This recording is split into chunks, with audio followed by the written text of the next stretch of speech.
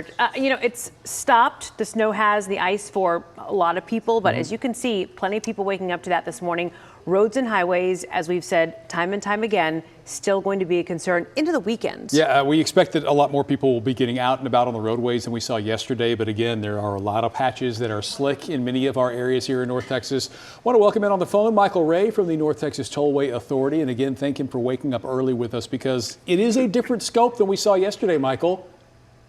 Yes, it is. That's a good way to describe it, Mark. We've been pretty busy overnight. In fact, starting late last night, we started to work some convoy plow operations in, and that's where we put, in many cases, 4 abreast, including motor graders, those big pieces of heavy equipment, and just running a convoy up and down Dallas North Tollway, President George Bush Turnpike, Sam Rayburn Tollway, etc.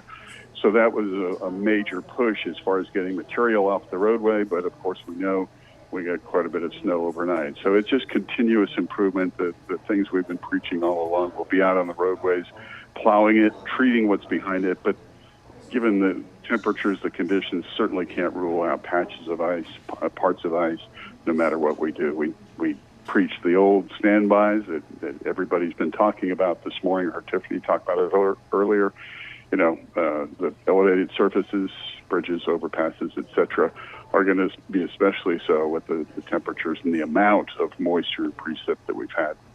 And Michael, you touched on it about the additional crews you have, but how many people do you have out right now, and what does that look like heading into the weekend? We know folks will, have plans this weekend. There's things happening. So what will it look like as we head into Saturday and Sunday? We have 2 shifts, 2 12-hour shifts, and more than 100 operators in each shift. We'll go as long as the event goes.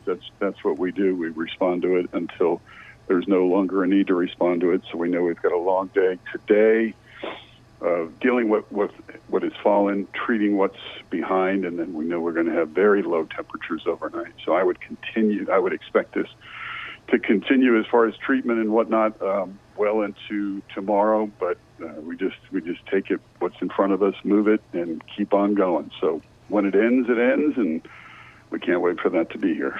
Michael, I appreciate you waking up early with us. I'd say it's always nice to chat with you, but that usually means that conditions out there are pretty tricky. Right. So, take that for what it's worth. Right. Well, our nonstop coverage of this winter storm will continue throughout the rest of the day. So if you haven't already, make sure you download our streaming app, WFAA Plus. We'll show you the latest radar models, any roads you need to avoid. It is free on your select smart TV, Roku, Apple TV, and Fire TV as well.